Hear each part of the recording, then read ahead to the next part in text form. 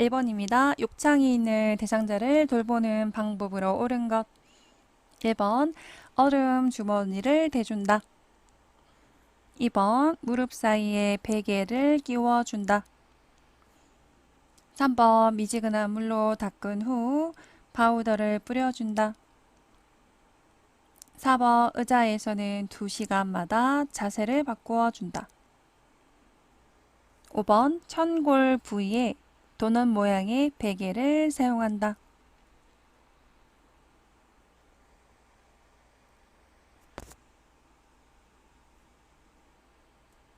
정답은 2번 무릎 사이에 베개를 끼워준다 입니다.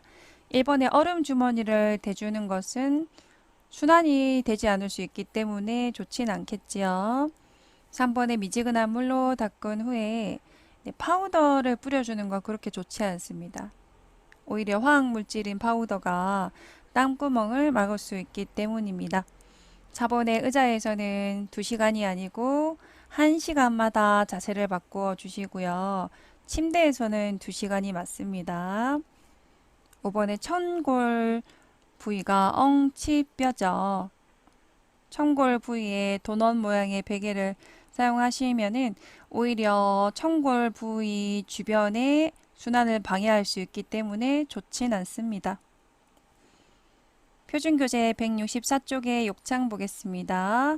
오래 누워있는 대상자의 후두부, 뒤통수라든지 등이나 허리, 어깨, 팔꿈치, 발 뒤꿈치 등 바닥면과 접촉되는 피부가 혈액의 공급을 받지 못해서 영양분과 산소가 가지 못해서 괴사, 썩어 들어가는 상태가 되겠습니다.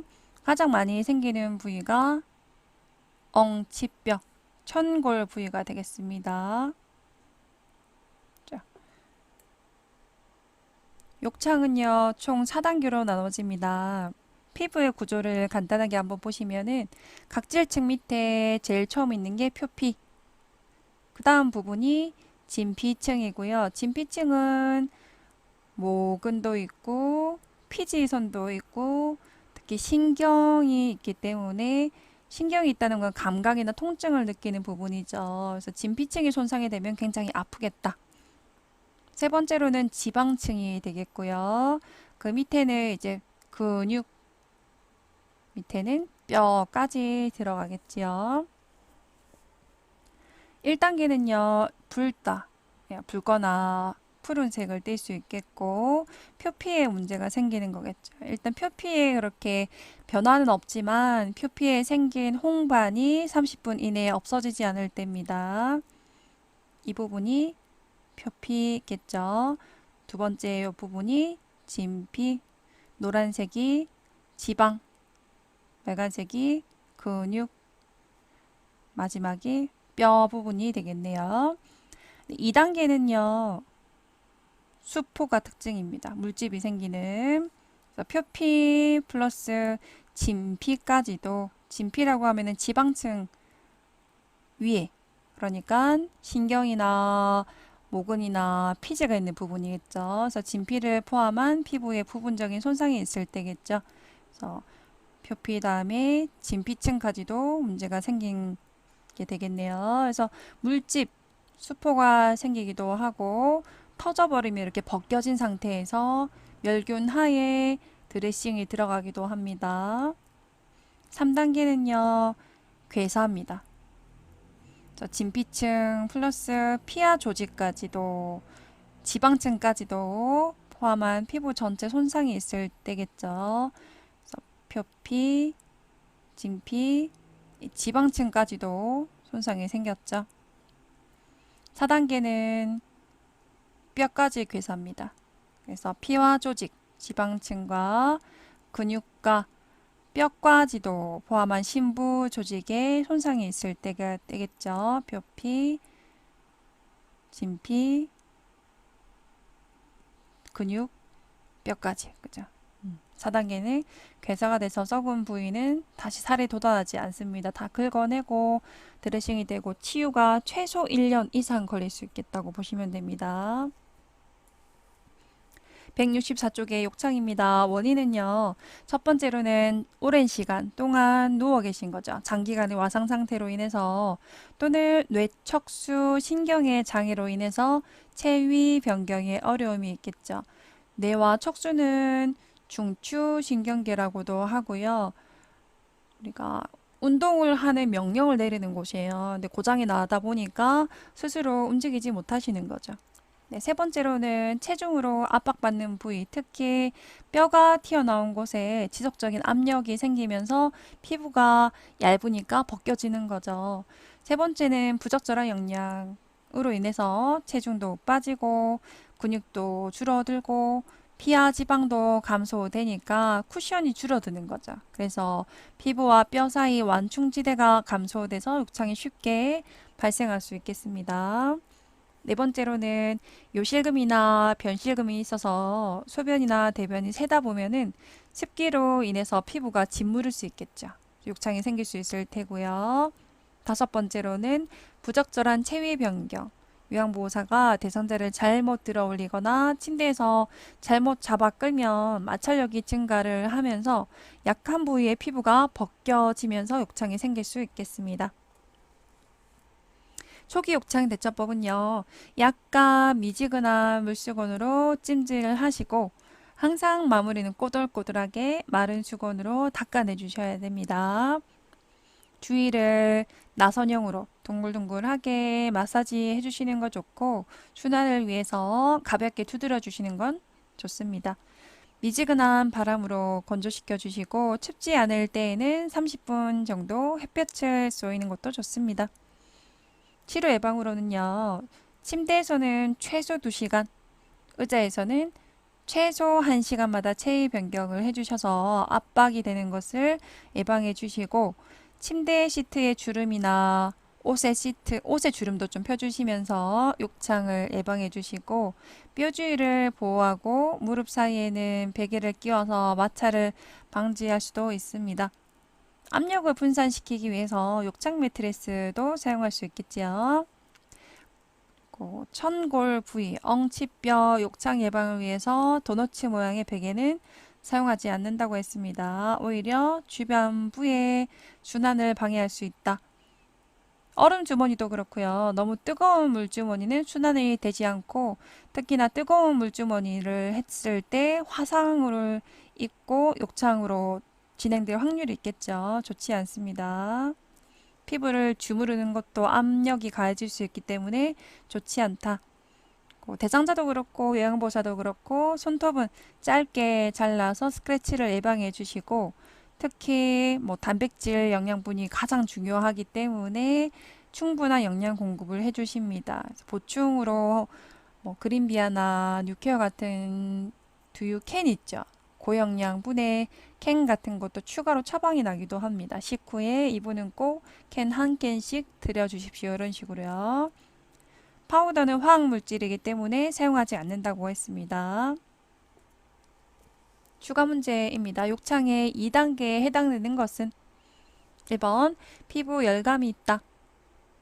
2번 피부는 분홍색 또는 푸른색이다. 3번 괴사 조직이 발생한다. 4번 피부가 벗겨지고 물집이 생긴다. 5번 피하 조직과 근막, 근육, 뼈나 관절을 포함한 심부 조직에 손상이 있다.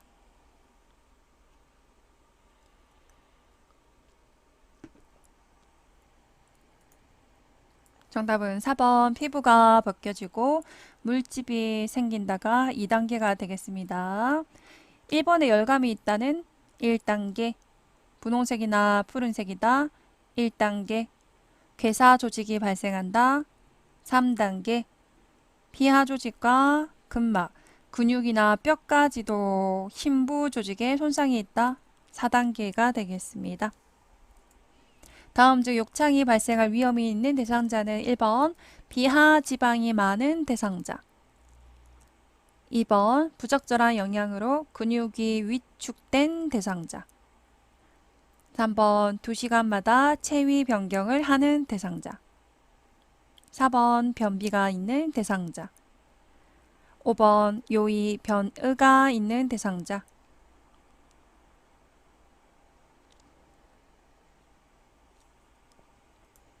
정답은 2번 부적절한 영양으로 인해서 근육이 위축된 대상자가 위험이 있겠네요. 1번에 피하 지방이 많다는 건요. 쿠션이 돼서 압력을 분산해 줄 수 있겠죠. 그래서 괜찮고요. 2시간마다 체위 변경하는 거는 최소로 해주시는 거기 때문에 이 정도는 괜찮습니다. 더 자주 해주시면 좋고요. 4번에 변비가 있는 대상자 상관없습니다. 요이나 변이가 없다면, 없어서 요실금이나 변실금이 있다면 욕창 위험이 있겠죠. 2번 다음 중 대상 포진에 대한 설명으로 옳은 것. 1번 세균성 피부 질환이다. 2번 통증은 1에서 2주 후 사라진다. 3번 물집이 나타나기 전부터 감기 기운과 함께 일정 부위에 심한 통증이 느껴진다. 4번 자결감을 동반한 수포가 몸의 양쪽에 띠 모양으로 나타난다. 5번 과거 풍진을 앓았던 사람에게 주로 발생한다.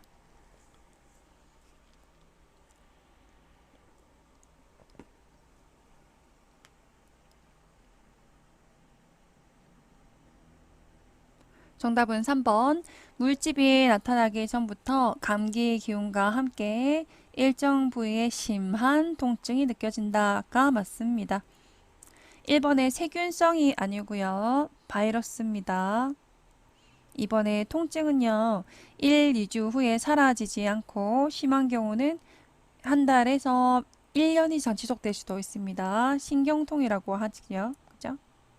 4번에 자결감을 동반한 수포가 몸의 양쪽에 띠 모양으로 나타난다. 양쪽이 아니고요. 한쪽에만 나타날 수 있습니다. 5번에 과거 풍진을 앓았던 사람이 아니고 수두를 앓았던 사람에게서 주로 발생합니다. 168쪽의 대상포진입니다. 수두 바이러스에 의해서 피부와 신경에 염증이 생기는 질환입니다. 그래서 피부 겉면에 두드러기나 발진보다는 신경까지도 생기기 때문에 신경통이 심한 거죠. 겉에 부분이 아니고 우리 진피 부분에 신경절을 타고 들어가기 때문에 통증이 심하다고 보시면 되고요. 과거에 수두를 앓았던 사람에게서 발생합니다. 바이러스는요, 세균과 다르게 숙주가 있어야 돼요. 무슨 말이냐. 세균은 혼자서 스스로 먹이도 먹고 번식도 하는데 그보다 1000분의 1이나 작은 바이러스는요, 사람이나 뭐 박쥐나 이렇게 다른 생명체에 붙어서 살아갈 수 있어요. 그래서 바이러스는 없어지는 게 아니고 내 몸에 남아 있다가 면역이 떨어지면은 올라온다는 거죠. 면역 관리가 굉장히 중요하겠다. 그죠? 원인은 고령, 연세가 많거나 과로 스트레스로 면역이 떨어지거나 백혈병이나 골수나 기타 장기 이식을 했을 때 면역이 떨어져서 올라올 수 있겠다. 그죠? 자가 면역 질환이나 면역 억제제 복용했을 때도 면역이 떨어지니까 대상포진이 발생할 거고요. 예를 들어서 장기 이식을 한다고 하면은 신장 콩팥을 이식했다. 내 면역이 활발해 버리면은 장기를 남의 장기로 거부할 수 있기 때문에 수술 실패가 돼요. 그래서 면역 억제제를 복용하시면은 아, 내 장기구나라고 하고 면역이 활발하게 발생하진 않을 건데 오히려 반대로 다른 균은 침범할 수 있겠죠. 그죠? 증상은요, 가렵거나 자결감, 타는 듯한, 찌르는 듯한 그런 느낌을 포함한 발진, 두드러기 같은 피부, 염 같은 게 생길 거고요. 피부와 점막에 있는 감각신경 말단 부위에 수포, 물집이 생길 수 있고요. 통증도 생길 수 있습니다. 치료 예방은요, 그렇죠. 바이러스이기 때문에 항바이러스제를 빠른 시간 내에 좀 3일에서 일주일 내에 써주시면은 통증이 좀 최대한 빨리 나을 수 있을 테고요. 항염증제나 통증이 있으니까 진통제나 냉찜질 그리고 수두 걸렸을 때 핑크 로션 발라보셨죠? 칼라민 로션 같은 걸로 치료가 들어갑니다. 신경통이 수개월에서 1년 이상 지속되므로 대상포진 백신 투여를 미리 하시는 것도 좋죠. 50세 이상 기본 접종으로 해주시고 65세 이상에서 한 번 더 추가 접종을 합니다. 그래서 피부 전체 면이 아니고 신경을 타고 들어가기 때문에 더 아프다고 말씀드렸죠. 병소가 퍼지거나 감염되지 않도록 긁지 않는다. 내가 물집을 터트려서 긁었다. 그러면 다른 부위로 옮을 수도 있을 테고, 다른 사람에게 전염되는 건 아니지만, 수두를 앓지 않은 어린이에게는 옮길 수 있으니까 좀 주의를 하셔야겠습니다. 면역을 키우기 위해서 적절한 영양과 휴식은 너무 중요하겠다. 그죠? 자가진단법은요, 물집 수포가 나타나기 한 3일이나 일주일 전부터 정말 바닥으로 깔아지는 것 같은 감기 기운과 함께 일정 부위에 쿡쿡 쑤시는 심한 통증이 있습니다. 그리고 작은 물집이 몸의 한쪽에 모여서 전체적으로 띠 모양을 이룰 수 있습니다. 가볍게 보시면 중추와 말추신경계가 있는데요. 중추는 뇌와 척수를 구분한다 보시면 되고, 말초신경계는요, 우리가 뇌신경, 얼굴에 있는 12개 신경과 그리고 말초신경계, 감각신경으로 이루어진 31쌍의 신경이 있어요. 그래서 척수를 중심으로 양쪽으로 퍼집니다. 그래서 뇌신경이라고 하면은 얼굴의 안면 신경통, 즉 3차 신경도 들어보셨죠? 얼굴에 그 부위에 통증이 심하게 되면은 대상포진 때문에 그런 경우는 정말 통증이 극심할 수도 있고요. 감각신경, 그러니까 몸에서 중심으로 왼쪽, 오른쪽 다 생겨버리면은 피부 두드러기 확률이 높겠다. 그죠? 그래서 한쪽으로만 생긴다라고 좀 기억을 해주시고요. 그 물집을 중심으로 타는 듯한 날카로운 통증이 있고요. 어렸을 때 수두를 앓았거나 과거 대상포진을 앓은 경험이 있을 때, 또 평소 허약하거나 면역이 떨어졌겠죠. 노인이거나 암 등의 질병으로 면역이 저하됐을 때 더 생길 수 있겠다. 과로 스트레스도 원인이 되겠네요. 3번 다음의 방법으로 관리해야 하는 감염성 질환은 처방받은 연고를 밤에 바르고 다음날 아침에 씻어낸다. 사용한 침구류는 뜨거운 물로 세탁 후에 3일 이상 사용하지 않는다. 대상자는 물론 동거, 가족이나 요양보호사도 동시에 치료한다. 1번 머리니, 2번 옴, 3번 대상포진, 4번 알레르기성 피부염, 5번 피부 건조증.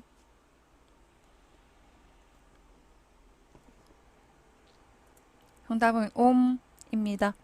169쪽에 옴 보겠습니다. 현미경으로 확대한 진드기네요. 그래서 옴 진드기가 정상 피부 표면에서 1분에 2.5cm씩 스물스물 이동하면서 주로 밤에 굴을 뚫어서 그곳에 살면서 소화액 분비를 하니까 알레르기 반응이 생기면서 가려움증까지도 동반할 수 있습니다. 그래서 가려우니까 긁으면서 찐득이와 알이 손톱에 묻어서 다른 사람에게도 직접적으로 전파가 될 수 있겠습니다. 주로 손가락 사이나 팔이 접히는 얇은 부분에 잘 생깁니다. 이렇게 각질 부분에 굴을 통과해서 나왔다가 들어갔다 해야 되니까 피부가 얇은 부분에 좀 잘 생기는 경향이 있고, 여름에 활발하게 발생을 좀 합니다. 겨울철보다는 여름이 더 발생이 많다. 증상은 당연히 가렵겠죠. 특히 밤에 나와서 찐을 빼기 때문에 낮보다는 밤이 통증이나 가려움이 심하고요. 물집이 생길 수 있고 고름까지도 있을 수 있겠다. 그죠? 치료는요. 치료용 연고를 1에서 2주간 바릅니다. 어디? 목에서 발끝까지. 얼굴은 바르지 않습니다.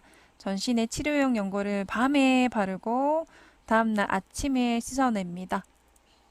특히 접촉이기 때문에 오염된 사람이나 침구, 옷 등을 접촉을 안 하시는 게 좋겠고, 옷이나 침구류를 뜨거운 물로 삶거나 어렵다면은 햇볕에 3일간 널거나 다리미로 태운 후에 벌레를 태운 후에 사용을 하는 것이 좋고요.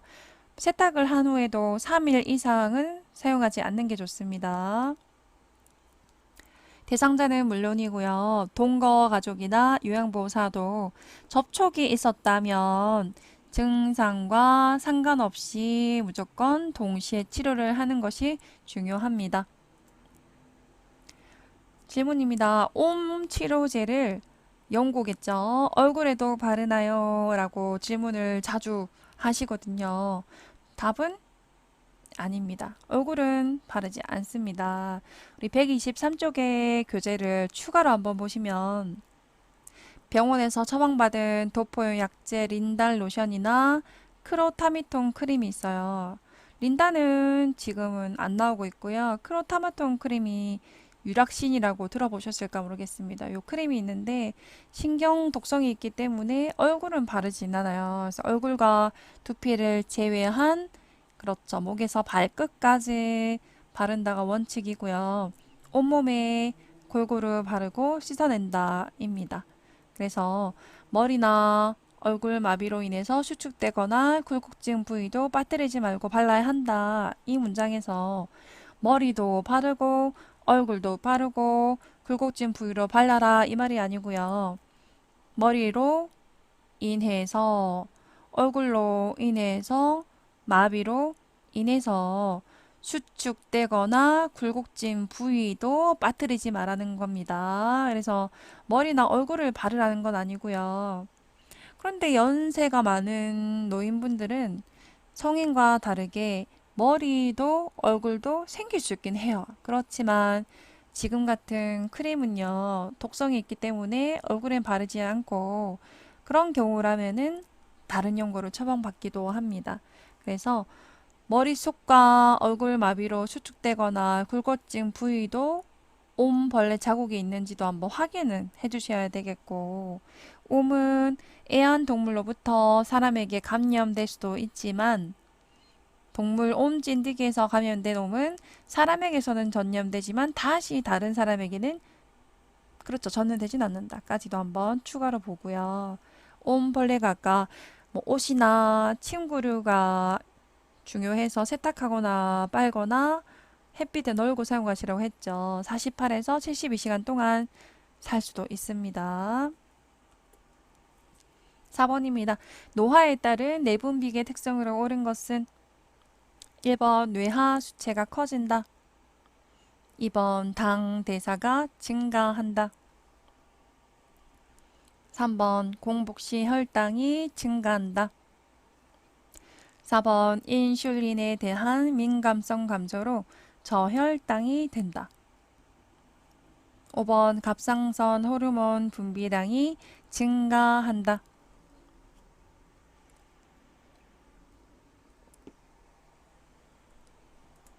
정답은 3번 공복 시 혈당이 증가한다입니다. 공복 혈당 장애라고 들어보셨나요? 우리가 공복에서는요, 혈당이 100 이하가 완전 정상이고요. 126부터는 높다고 봅니다. 요 사이에 있는 게 공복 혈당 장애고요. 당뇨 전 단계라고도 하죠. 그래서 공복 시 혈당이 증가하는 것이 나이에 따른 특성이 되겠고요. 뇌화 수체는 변함이 없습니다. 당 대사는 감소를 하고요. 4번에 인슐린에 대한 민감성 감소로 인해서 고혈당이 됩니다. 조절이 안 되는 거죠. 5번에 갑상선 호르몬 분비량이 감소를 합니다. 178쪽의 내분비계 노화에 따른 특성입니다. 1번 일반적으로 뇌화 수체나 부신 등은 노화에 따른 변화가 크진 않지만 당 대사나 갑상선 분비 호르몬이나 에스트로겐 분비는 노화에 따라 감소를 합니다. 무슨 말이냐? 뇌하수체 부신의 위치를 가볍게 보시면 뇌하수체는 뇌 안에 그 정중앙에 있는 완두콩 모양의 작은 부분인데요. 뇌하수체는 호르몬 분비 대장이다 보시면 됩니다. 온몸에 필요한 내분비 기관의 호르몬을 조절하기도 하고요. 그래서 크기는 변하지 않지만 거기서 분비가 되는 갑상선이나 뭐 당이나 에스트로겐 호르몬은 감소가 된다는 겁니다. 네, 부신도요. 부신은 위치를 보시면 신장 위쪽에 있어요. 부반장처럼 신장, 부신이라 보시면 되는데 신장과 부신의 기능은 완전 다르죠. 그래서 부신도 호르몬 대사를 하면서 항상성을 유지를 합니다. 항상성이라고 하면은 신체 균형이라 생각하시면 될 것 같아요. 칼륨이라든지 나트륨이라든지 해서 부신에서는 스테로이드 호르몬을 분비를 또 하는데요. 그러면서 당 조절도 하지만 분비가 좀 적절하지 않으면서 당뇨 조절도 좀 안 될 수도 있겠다. 그죠? 그래서 이번에 보시면 포도당 대사 능력이 감소하고 인슐린에 대한 민감성 감소로 쉽게 고혈당이 됩니다. 인슐린은 당을 조절하는 호르몬인데요. 민감성이라고 하면은 잘 달라붙는 성질이죠. 민감하게 반응을 하지 못하니까 조절이 안 돼서 고혈당이 되는 것이고요. 췌장 아시죠? 췌장 이자라고도 하죠. 그래서 췌장은 소화기계에서도 아마 배우셨을 겁니다. 호르몬 분비를 하죠. 인슐린의 분비를 하는데 분비가 느리고 불충분해진다. 그죠? 4번에 공복 시에 혈당이 증가를 하고요. 갑상선 크기가 감소를 하면서 갑상선 호르몬 분비도 약간 감소가 되죠. 갑상선도 목에 있는 나비 모양의 부분이고 우리 온몸의 대사를 관여하겠죠. 그래서 호르몬 분비가 감소되면은 대사가 떨어져서 쉽게 좀 피곤하시거나 살도 좀 치는 체질로 바뀌죠. 그래서 근육량이 감소되면서 기초 대사율이 감소하기도 합니다. 기초 대사율은요, 그러니까 생명을 유지하는데 최소한으로 필요한 에너지의 양이겠죠. 나이가 들면서 근육도 감소가 되니까 기초 대사율도 감소를 합니다. 5번 당뇨 대상자가 땀을 많이 흘리고 있습니다. 식은땀이네요. 어지러움을 호소할 때 대처법으로 옳은 것 1번 물을 마시게 한다. 2번 자세를 바로 눕혀 휴식을 취하게 한다. 3번 오렌지 주스나 사탕을 먹인다. 4번 심호흡을 하도록 한다. 5번 인슐린을 복용시킨다.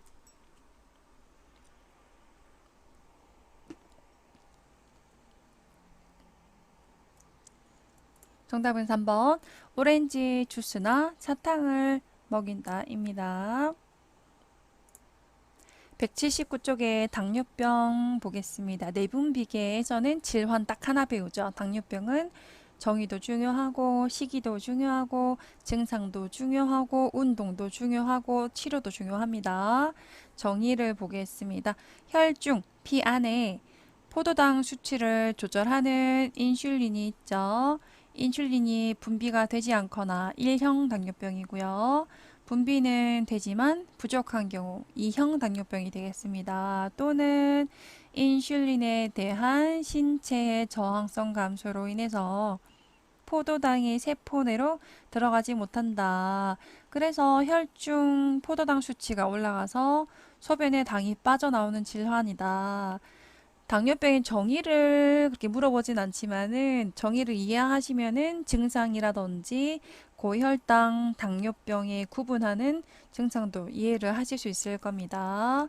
일단은 우리가 당뇨병이다라고 하면은 소변에 당이 빠지는 병이다라고는 다들 아세요. 근데 당이 소변에 빠지는 게 문제가 아니고 궁극적으로 당뇨병은 혈관병이다라고 이해를 하시는 게 좋으실 겁니다. 혈관병이라고 하면은 우리들 많이 아시는 고혈압, 고지혈증, 고혈당 세 개가 고죠. 그리고 세 가지는 거의 뭐 식이라든지 예방이라든지 합병증이라든지 거의 비슷하게 보시면 됩니다. 다 혈관을 좁아지게 만들어서 끈적하게 되니까 결론적으로는 심근경색이나 뇌경색까지도 되는 원인이 될 수 있겠습니다. 근데 이해를 하기 위해서 간단히 소화기계에서 보셨던 당 내성에 대해서 한번 이해를 해봅시다. 당 내성은요, 세포가 혈액으로부터 포도당을 흡수하는 능력이죠.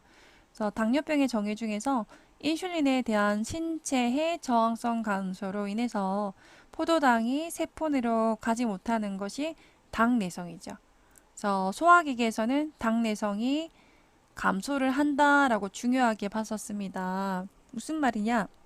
네, 설명을 드려보시면 혈관이 있어요. 혈액이겠죠. 혈관 속에서 당이 떠다닙니다. 혈당 체크를 할 때 피를 쿡 찔러가지고 혈당이 뭐 100입니다 이렇게 말씀을 하시죠. 그래서 혈액 속에 당이 들어있는데요. 세포는 우리 온몸에 있죠.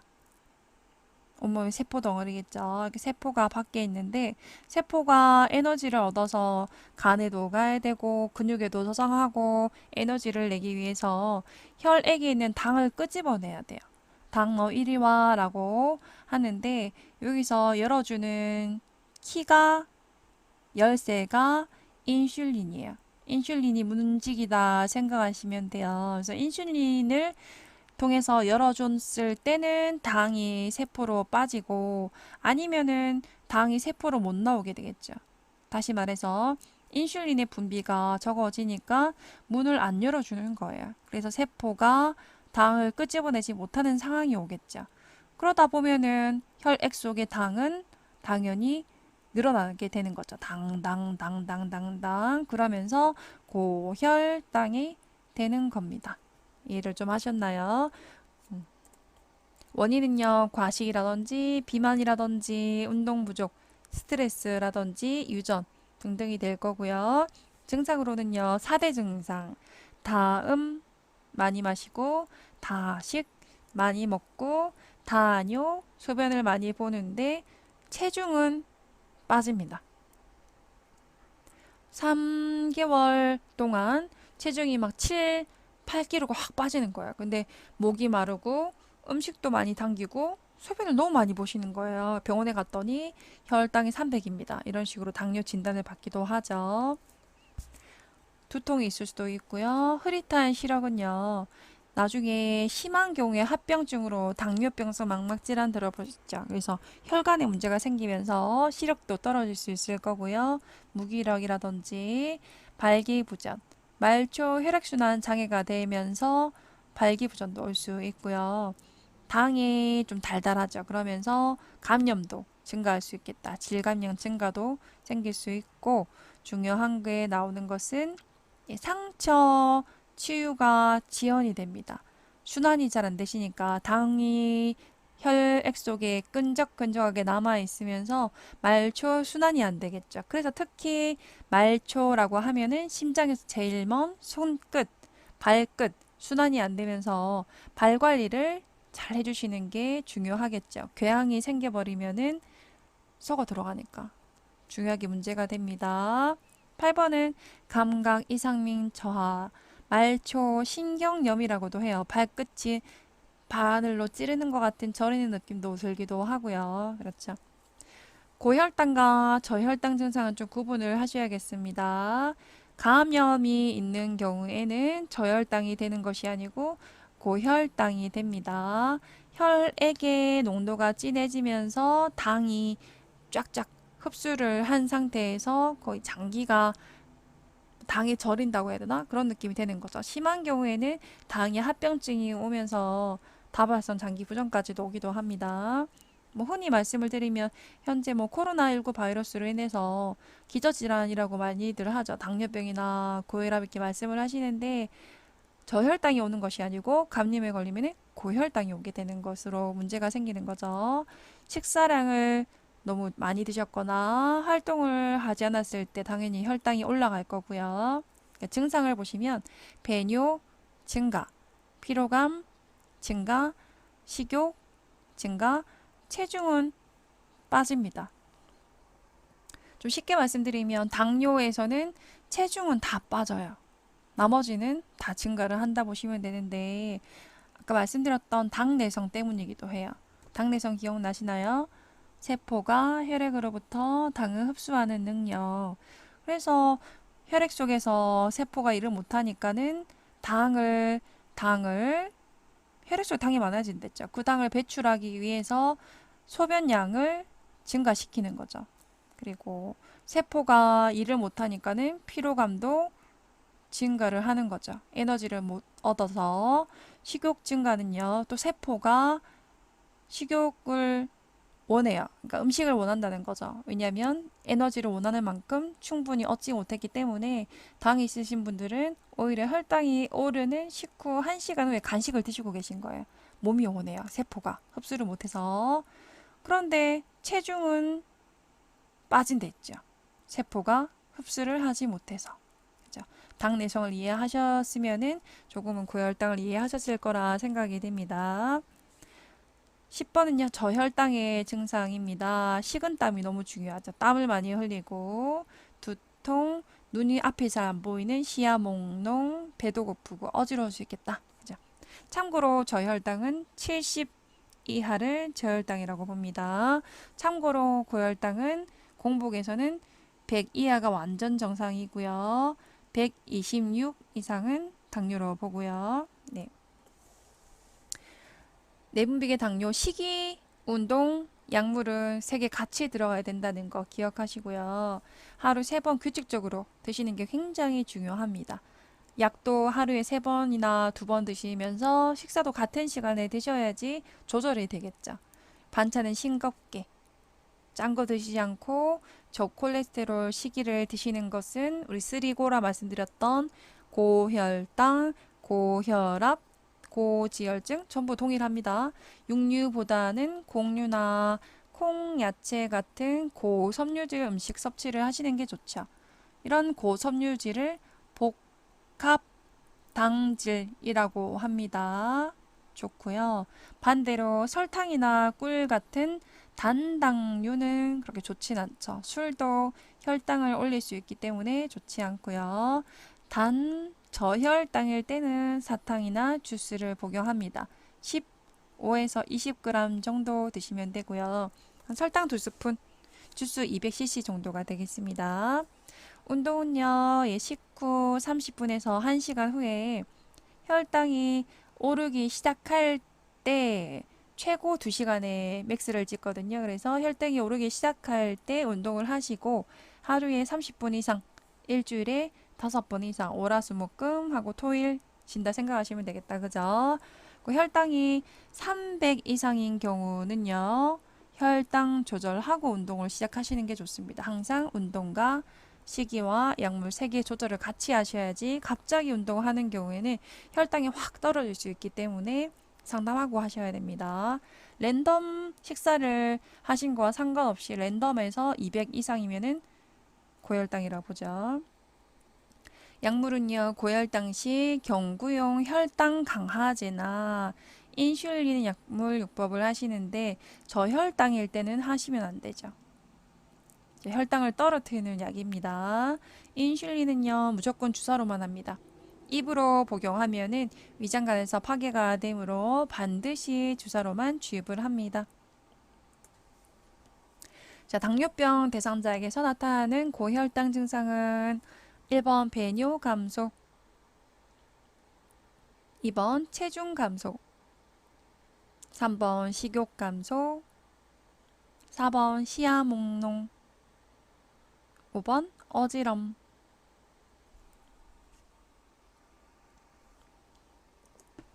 이번에 체중 감소가 답입니다.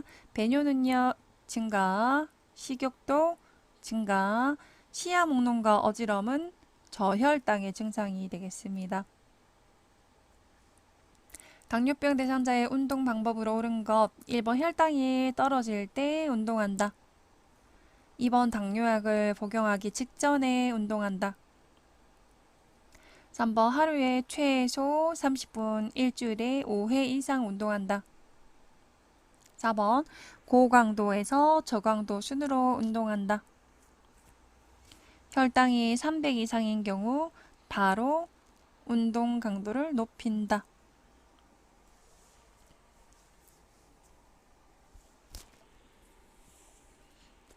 정답은 3번. 하루에 최소 30분, 일주일에 5회 이상 운동한다입니다. 1번에 혈당이 떨어질 때 운동하시면 안 되겠죠. 아까 식후 30분에서 1시간 이후에 운동을 시작하는 게 좋습니다. 4번에 고강도에서 저강도가 아니고 저강도부터 해서 운동을 고강도로 높이는 것은 기본이고요. 혈당이 300 이상으로 높다고 해서 바로 운동하시면은 저혈당이 올 수 있기 때문에 상담하시고 식이와 운동과 약물은 같이 들어간다는 거 잊지 마시고요. 6번 요양보호사의 요양 업무 수행 내용으로 옳은 것 가능한 업무로 물어본 것 같습니다. 그죠? 1번 흡인, 2번 욕창 관리, 3번 외상 처치, 4번 복지 연구 이용 도움, 5번 유치 도뇨 간 삽입.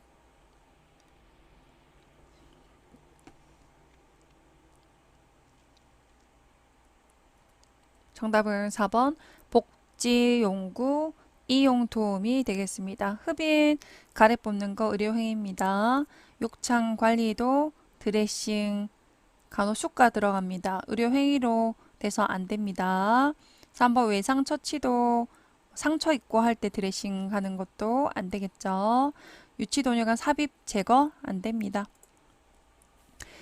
페이지 60쪽에 흡인 안 되고요. 비위관 삽입 안 되고요. 변비 있을 때 관장 안 되고요. 도뇨는 소변을 빼는 거죠. 안 됩니다.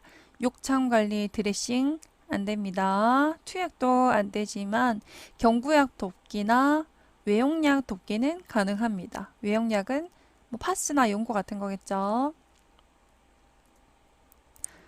추가 문제 보겠습니다. 요양보호 서비스 제공 원칙으로 옳은 것 1번 대상자에게 욕창 드레싱 서비스를 제공한다. 2번 대상자의 사생활에 대해 자유롭게 이야기한다. 3번 대상자의 상태와 상관없이 서비스를 제공한다. 4번 계획된 서비스 외에 임의로 서비스를 추가한다.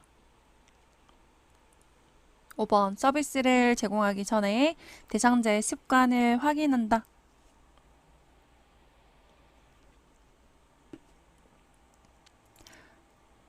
네, 정답은 5번이네요. 답이 나와 있었나요?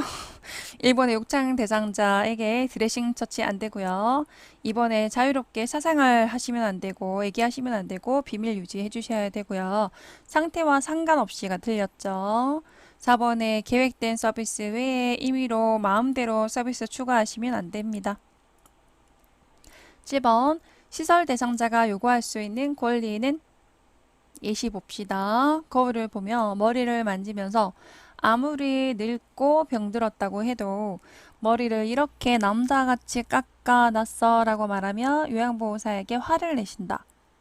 1번 신체 구속을 받지 않을 권리. 2번 질 높은 서비스를 받을 권리. 3번 사생활과 비밀 보장에 관한 권리. 4번 개별 화대 서비스를 제공받고 선택할 권리. 5번 안락하고 안전한 생활 환경을 제공받을 권리.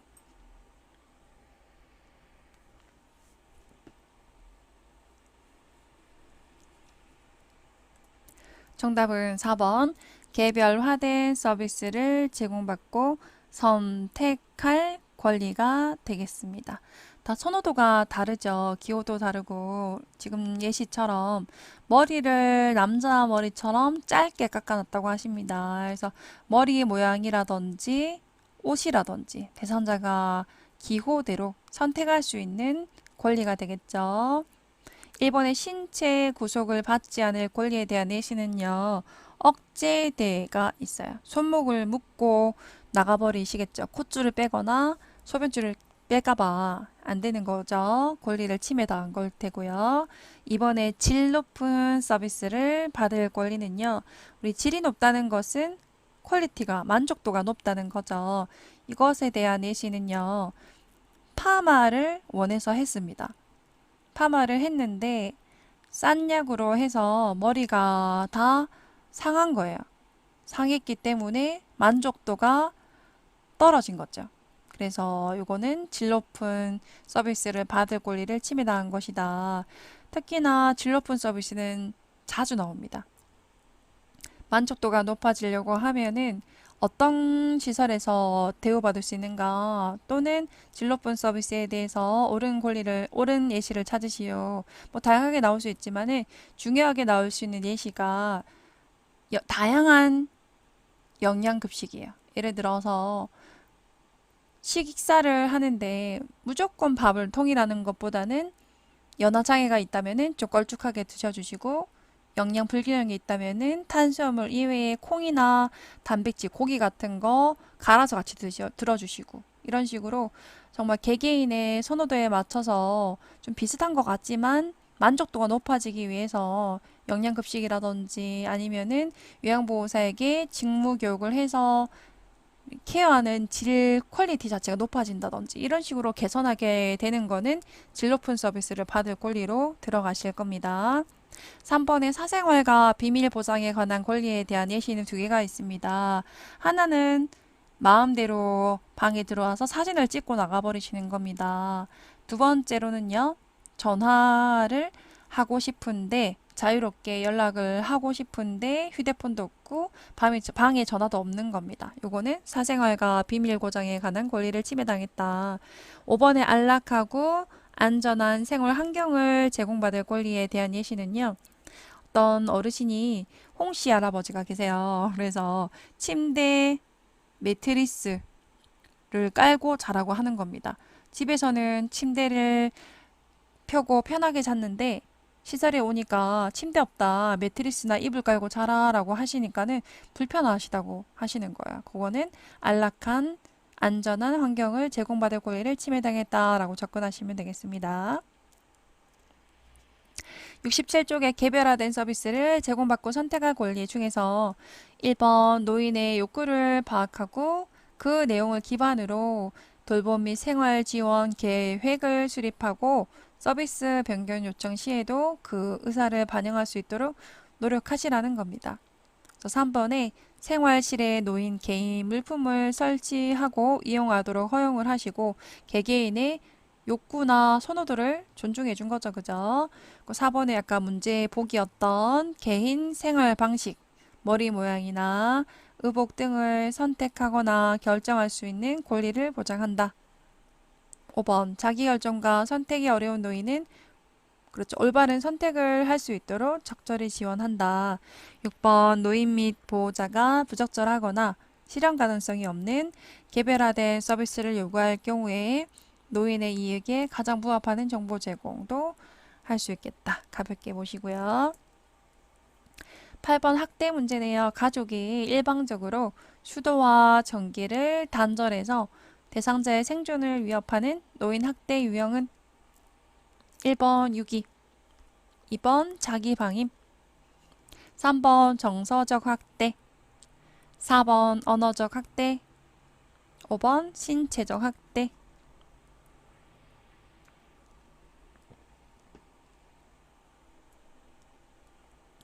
정답은 5번 신체적 학대입니다.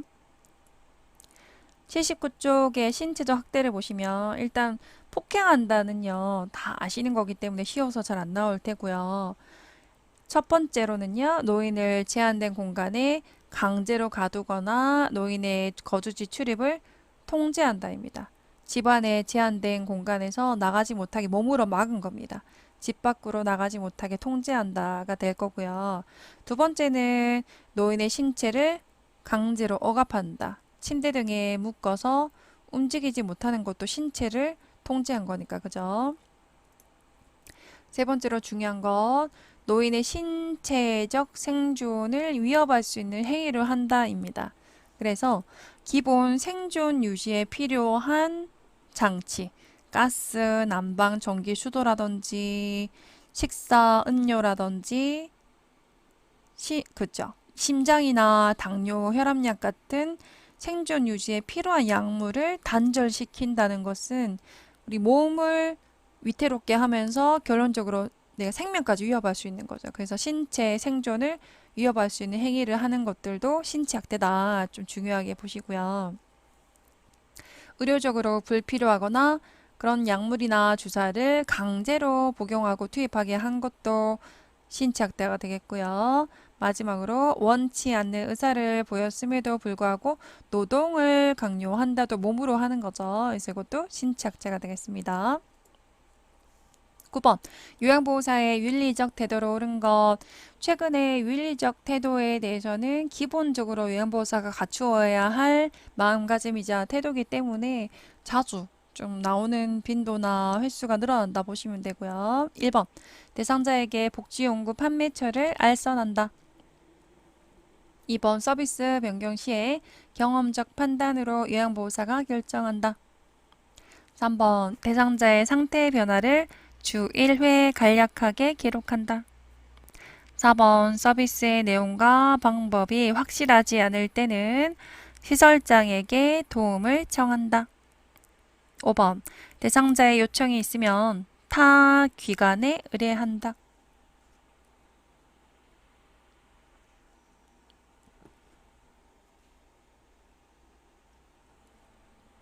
정답은 4번 서비스의 내용과 방법이 확실하지 않을 때는 시설장에게 도움을 청한다 입니다. 마음대로 방법을 바꾸는 게 아니고요. 또는 서비스 방법이 확실하지 않다고 해서 시행하지 않는 것도 당연히 안 되는 겁니다.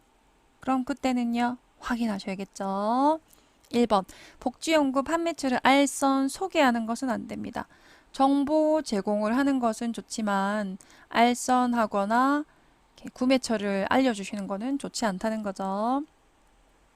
서비스 변경 시에는 요양보호사가 결정하는 것이 아니고 시설장이나 관리 책임자에게 보고를 해주셔야겠고요. 대상자의 상태 변화를 주 1회 기록하시면 안 되고 자세하게 기록하시고 신속하게 그때그때마다 기록을 하셔야겠습니다. 5번에 대상자의 요청이 있다고 해도 타 기관에 마음대로 의뢰하시는 것은 옳지 않습니다. 10번입니다. 요양보호사의 동기 유발자 수행으로 옳은 것. 1번 대상자의 복양 여부를 면밀히 관찰한다. 2번 대상자의 심리적 문제를 가족에게 알린다. 3번 숙련된 기술로 질 높은 서비스를 제공한다. 4번 대상자의 말을 잘 경청해서 신뢰 관계를 형성한다. 5번 대상자가 스스로 옷을 입을 수 있도록 격려한다.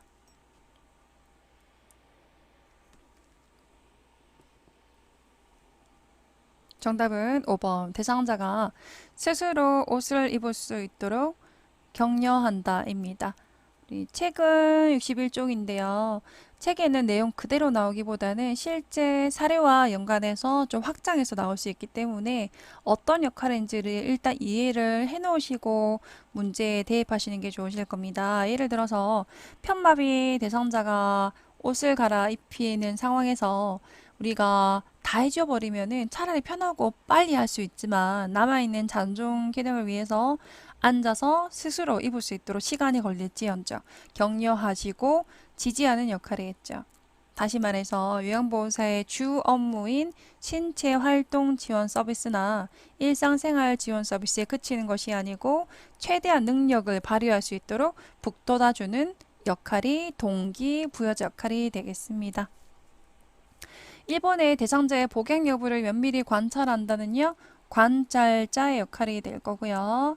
2번에 심리적 문제를 가족에게 알린다. 정보 전달자가 될 거고요. 3번에 숙련된 기술로 질 높은 서비스를 제공한다. 숙련된 수발자 역할이 될 거고요. 4번에 말을 잘 경청해서 신뢰 관계를 형성한다. 말벗가 상담자가 되겠습니다. 61쪽의 첫 번째 정보 전달자는요. 대상자의 신체적, 심리적인 정보를 가족 시설장 또는 관리 책임자 의료기관의 의료진에게 전달하며 필요시 이들의 지시사항을 대상자와 가족에게 전달한다 보시면 됩니다. 너무 쉽죠? 정보란 말이 들어가니까. 그럼 조금 더 어렵게 내보겠다라고 하시면 요양보호사는 노인 장기 요양급여 서비스 제공 계획서 내용을 숙지하고 서비스 내용 변경이 필요할 때 기관에 보고하는 역할은 이렇게 물어볼 수 있겠죠. 정보 전달자로 가시면 되고 기억하시려면요. 대상자, 가족이나 또는 세 번째 기관이나 의료기관 삼각형을 기억하시면 좋겠죠. 요양보호사가 전달을 하는 거죠. 이 사이에서. 그죠? 이번에 관찰자의 키워드는요. 변화입니다. 변화, 컨디션이라든지 질병이라든지 그래서 맥박, 호흡, 체온, 혈압은 의료 행위이기 때문에 요양보호사가 제일 쉬운 체크할 수는 없지만 이런 증상의 변화는 확인할 수 있겠죠. 열이 난다든지 뜨끈하다든지 재채기를 한다든지 혈압이 높아서 머리가 아프다든지 등등 변화와 그리고 투약 여부 약을 잘 복용하셨는지 확인하시는 것 등등의 투약 여부와 질병의 변화에 대한 증상뿐만 아니라 심리적인 변화까지 관찰하는 역할이고요. 세 번째는 숙련된 수발자입니다.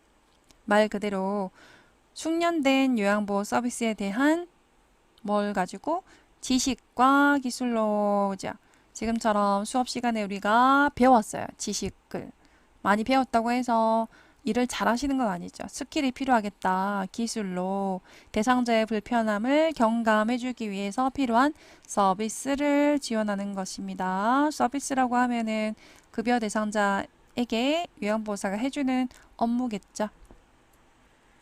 4번 말법과 상담자는 신뢰 관계가 포인트입니다. 효율적인 의사소통 기법을 활용해서 대상자와 신뢰 관계를 형성하고 필요한 서비스를 제공해서 신체, 정신, 심리적 완의를 도모할 수 있겠습니다.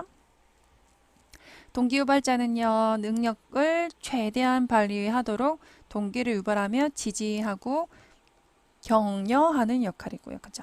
마지막 옹호자는 편들어주는 거죠. 가정이나 시설, 지역사회에서 학대를 당하시거나 또는 소외되고 차별받는 대상자를 위해서 편들어주고 지켜주는 역할이 되겠습니다.